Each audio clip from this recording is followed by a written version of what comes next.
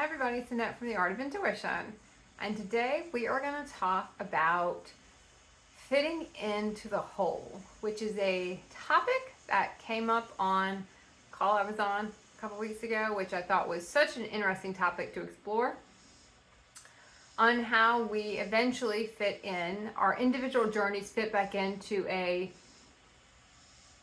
I don't want to call it a group journey, but I guess that might be a good way to put it. How do we fit back into the whole? Because the whole part of ascension is unification, coming back together. Everyone bringing the skills they have back to a community, whether it's community within the community you have, community you're creating, and everyone coexists within that reality in a sense. I don't want to use fitting back in, but it is in a sense. You go on your individual journey and you do that because ascension is a very individual journey. It's not a group. It's not a group sport. It's an individual sport for a long time. And we come back almost full circle again. We're okay. Well, now we have to kind of, in a sense, I feel like it is giving up your individual journey to now be part of a whole again, part of a group. Part of an ascended timeline with other people who are waiting on your skill set, on what you can do, on what you can bring to the table. When the question's posed, where do you fit in? And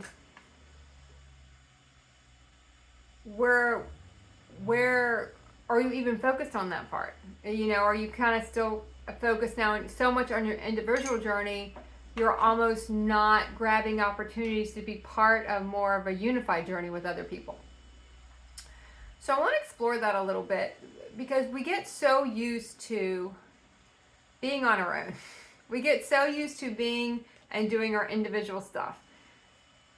A lot of times going past that and thinking past that, it almost feels like now we're going to get stuck in something else. And the whole liberation really of ascension and the whole liberation of getting out of human realities is kind of breaking away from everything and being a maverick and doing what you want to do and not feeling the conformity of the human beliefs and the human realities and the human systems telling you what's right, what's wrong, what's good, what's bad. You kind of operate outside of all that. You're of the world, but you're not in the world for many years of this journey where you're just not. You're not really part of anything in a sense. Now, in a way, that's not true because you're part of the consciousness and the collective that is ascending. So you are part of that.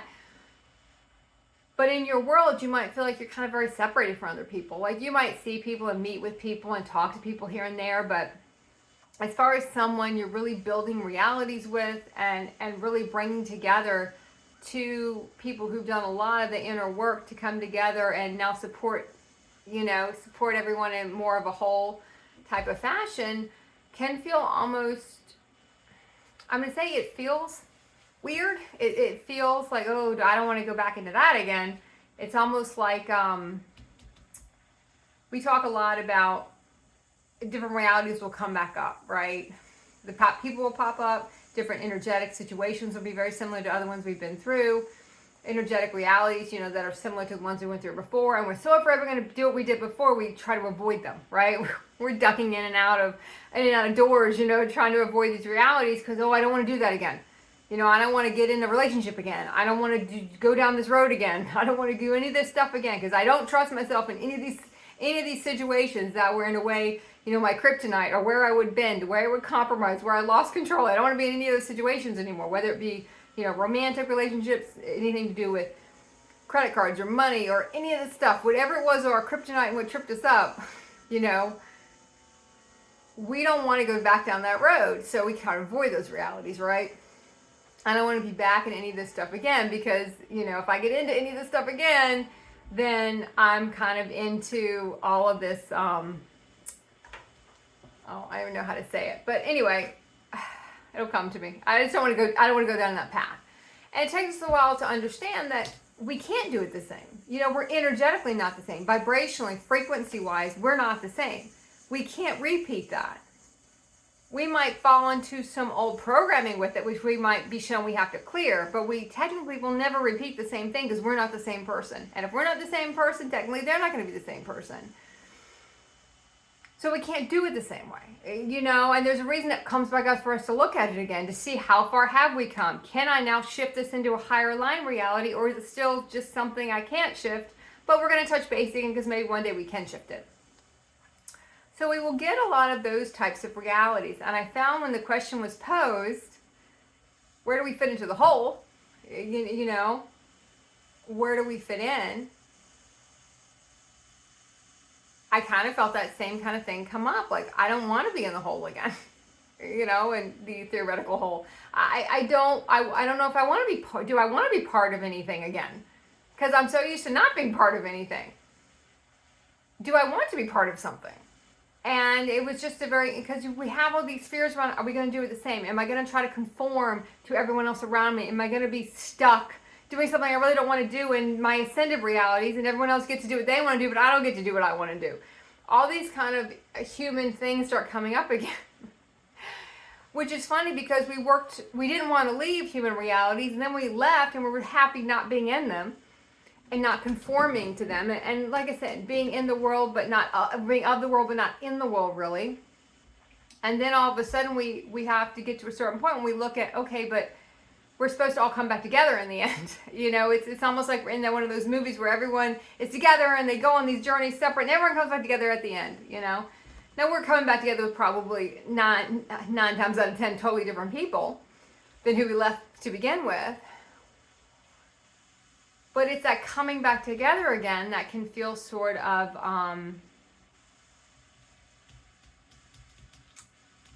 sticky.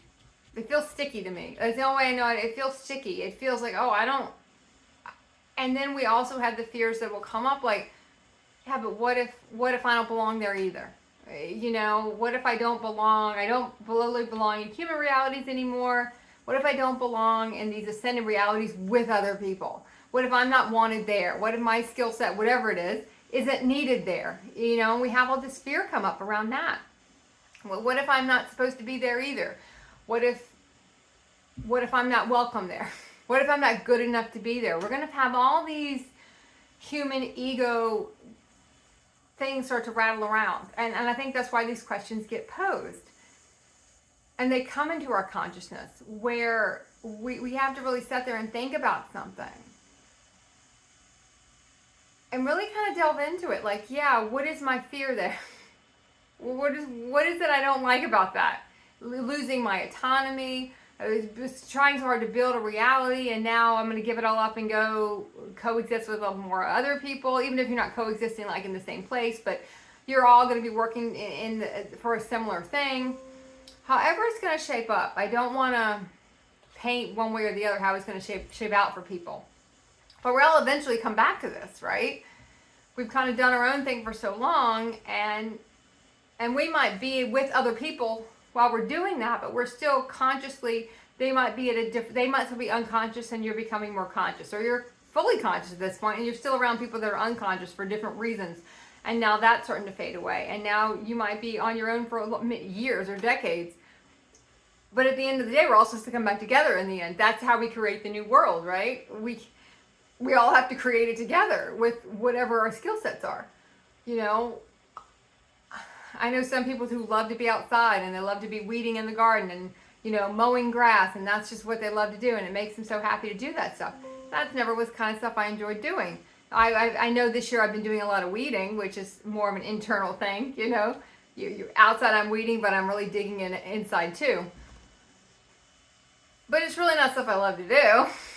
So then you start really thinking about, okay, what is the one thing I would love to do if I could carry something forward, you know? What is the one thing I have? And sometimes we can't figure that out, and we don't know what that is.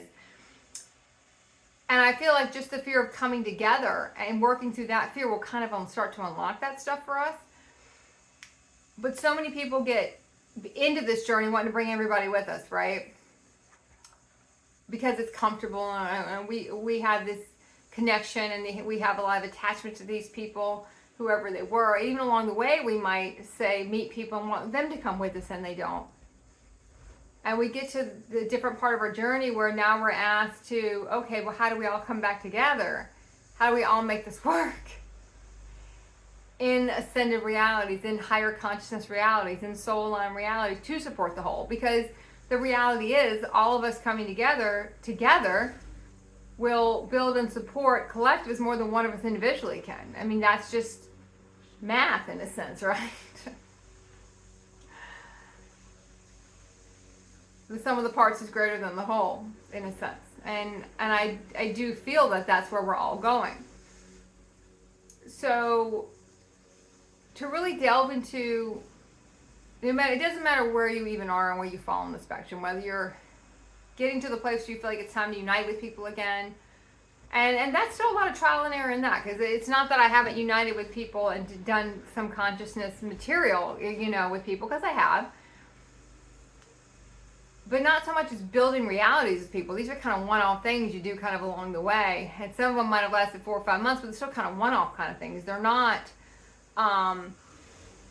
they're kind of the, even if, it's a weird analogy I'm getting, but, it's like one-night stands, it's like you meet with people for a little while, you might do something together, and then you move on, these are not things you're going to carry on. You kind of know they're not. They're kind of just these one-off kind of things. You're assisting them, they're assisting you, you're creating something, and you go on. And that's kind of how it is for a long period of time. So when you really start to think about, okay, what do I want to bring forward? What do I want to really bring? Sorry if you can hear the mowing. Today apparently is the day everyone mows grass. What do I want to bring forward to the next thing? And what is the next step on doing that? And where do I fit long term in the bigger picture? And I think that's actually, I was listening to, I listened to Lisa Transcendence Brown, and she was the one that posed this question. And it was such a brilliant question. How do you fit into the whole? Because this is a unification journey to unify back. And we're not unifying eventually with other people who've also been on the journey. What are we doing it for? Then you're still separated off doing a unification journey, which really doesn't make any sense. But it does kind of bring some of those questions forward. Like, okay, how do I fit into the whole? And do I want to fit into the whole? And if I don't, why don't I want to be back in with more people? Why do I not want to do this? So, hold on. I might cut this part out, but I might not. I might just leave this part in. Okay, that's a little bit better. That's a little bit better. So as we go through, no matter, like I said, it doesn't matter where you set on the spectrum. It does not matter whether you're just starting to leave people, that you don't feel like you're aligned with anymore, and you're in this iteration phase where you've got a lot of one-nighters coming in a sense, people you're with for a couple months, and then, because there are different versions of different iterations of consciousness in each dimension. Someone in the fourth dimension is not the same as someone into the fourth dimension, as far as your consciousness goes. It always reminds me of, if you listen to music in the beginning of a decade and at the end of a decade, how drastically that music has changed. One reason is because there's been a lot of iterations in reality in that 10 years, which we're going to call in linear time 10 years. But it just shows how things have shifted, right? And the same thing with each dimension we go in. Someone beginning the fifth dimension is not someone ending the fifth dimension in consciousness. So that's when it gets kind of tricky. That's why we can't really come back together again until people are, 8th, 9th, 10th, 11th, 12th. And we get into those dimensional realities where you can really start to unify more longer term. Doesn't mean we're all huddled in the same house together, but we are unifying together. But it has to be much later on, because there's so many chasms in these realities. Even if you're in the same dimension, but on different ends of it, like I don't want to work with someone in the beginning of the fifth dimension. That's a misery, because they don't want to work. They just want to float around and talk about love and light and how beautiful everything is, but they don't want to do anything. They haven't been called to do anything yet. They're not realigning their realities yet. They're floating around. They haven't anchored anything in. Well, if you've got boots on the ground and your realities are collapsing around you, you don't want to fuck with somebody that's just talking about love and light and taking pictures of a rainbow all day. That is not interesting to you anymore, because you got real shit to do over here. Or at least that's how we put it, even though that's very important. And when I was in that stage, it was beautiful and I loved it. And it was important at the time. But when you're in a different phase, you just get frustrated with people in that phase, You just like, I can't, I just can't. I understand you got to be here. This is a beautiful phase. This is something you have to do, because if you never feel the beginning of the fifth dimension and the light and the fluffy and the beautiful, you don't know what you're working towards. You don't know what you're trying to create.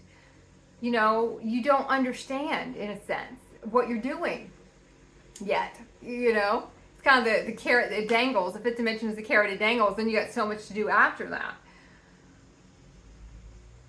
That's why I feel like it is more later in the journey when you start to being called to come back and start to really unify with people and really think about what that means and how you're going to be doing that. So I don't want to harp too much on this. I want to make this one a little bit shorter than normal, but I want everyone to kind of really feel into that question.